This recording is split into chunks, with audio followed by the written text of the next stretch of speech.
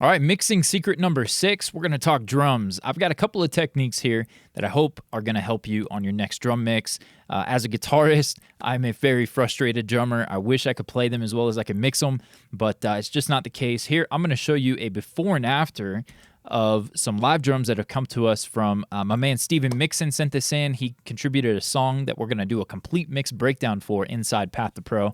But here we have some live drums straight off the console from his church. We got a basic kick, snare, rack tom, 1, 2. We have a floor tom and a pair of overheads, and that's it. So I took that. I figured it'd be a good one to showcase a couple of key techniques when mixing drums. And so let's listen to the before and after, and then we'll talk about what we got going on.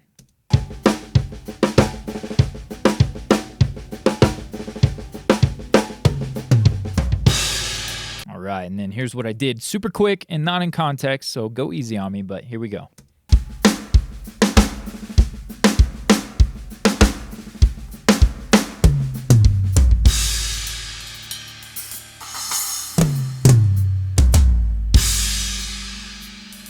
All right, so again, not in context, and I would definitely get those ghosts broken out and pull the ghost notes up and some different things, a disclaimer, right? The mixing engineer, the curse of a mixer. But I really dig where we're going with this, and most of it is from the original sound. So we'll talk maybe kick drum processing, snare drum processing, but the number one thing you got to be aware of when mixing drums is to check your phase coherency. And so in this particular mix, we'll play a kick drum here that we've got, a pretty chill little 4 on the floor, just kind of holding the beat down. Okay, here's my processing.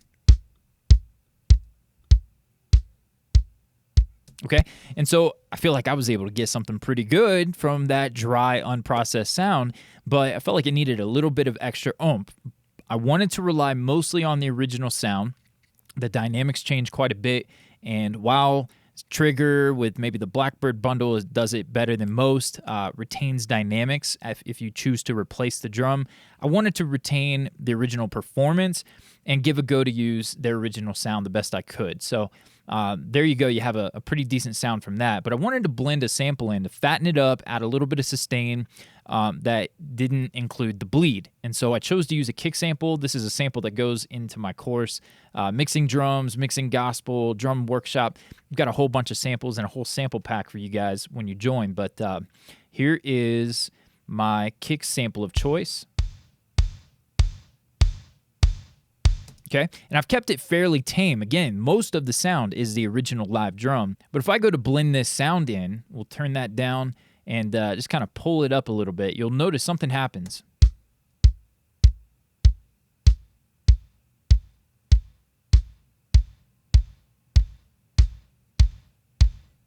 The low end shifts. We get some phase weirdness going on, and that's where you may have heard the phrase flip the phase.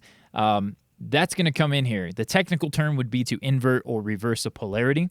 So I'm going to add a Pro Cue. This could be your Waves SSL, just about any plugin. Most plugins are going to have an invert polarity button. Down here on the Pro Q3, it's this little O with a line going through it. That's the universal symbol for flipping the phase, right? So by doing that, now I blend that in, and you're going to feel a much fatter bottom end.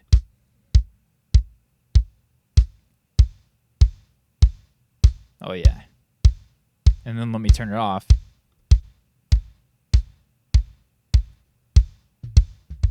And there's our punch, there's our fatness, hovering around the fundamental where we want that kick to sit. All right, so I did have to do the same thing for the snare, but it wasn't because the snare sample I blended in needed to be inverted. It was actually because the snare to the overheads, which is why I usually use Sound Radix Auto Align from the very beginning. That way, any sample replacement that I do, it will be, the phase coherency will be preserved. If you haven't heard of that, there's also Melda Productions has got M Auto Align, I think is what they call theirs, a little bit cheaper. So definitely check those out. If you're hip-hop, pop, R&B, dance, you could go manual and get by. There's also Waves in phase. It gives you some extra bells and whistles to be able to check for phase coherency. So I could talk for days about phase and getting all that right, but hopefully that little bit of a tip, inverting the polarity, checking that against multiple samples is going to help you. Another thing that I like to do with drums, you can see my kick drum, I've got some pretty heavy processing here. I'm looking for the fundamental in the kick. I may boost or cut in the mids, depends on the genre. Looking for a couple of frequencies up top that sound good for the click, to help it smack and sit on top of the mix. But one of my favorite things to do outside of EQ and compression is transient shaping. And I'm still on an older version, but I've got Isotope's Transient Shaper 2. This could be Joey Sturgis, the transient designer he's got. SPL, love that, either Attacker or the whole transient designer. Tons of great plugins out there that'll do this. I like the Isotope for the multiband facet and the fact that I can set these crossover points pretty flexible. I still need to hit them up and upgrade. But you can see here, I didn't want too much of the sustain in that particular kick. I wanted to tighten it up. I did gate it, but I also wanted to pull back and then just give a little bit of boost. I've pulled back the mid sustain a bit, but check this out. I'm almost using this transient shaper as an EQ to boost top in into this particular kick. It is transient shaping. It is going to give it more transient, more attack, the way I've dialed it in. But check out the difference in this kick drum with and without this EQ.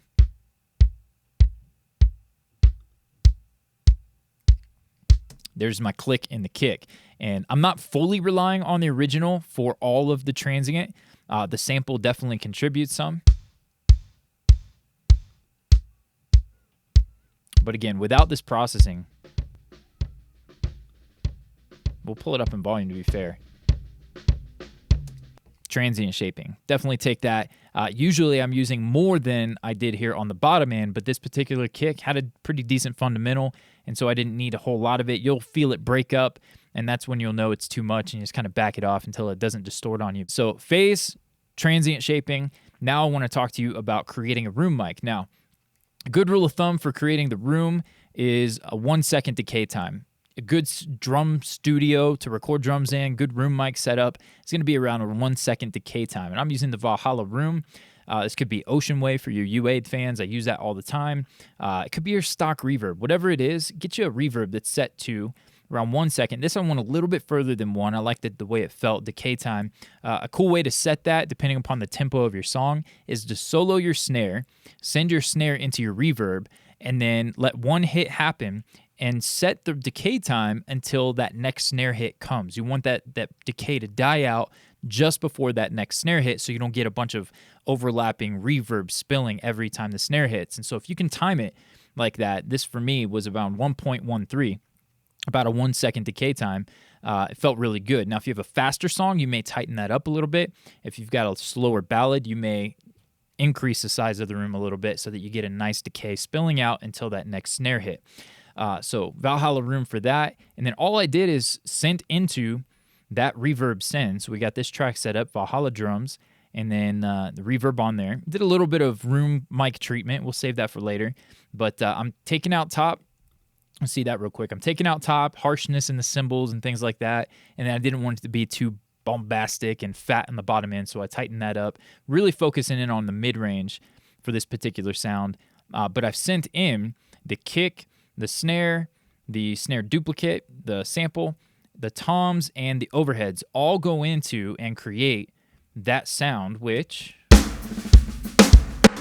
and actually the way I have it set it up, I should be able to. So let's take a listen to what the drums sound like with this room mic in, and then I'll mute it so you can hear the difference.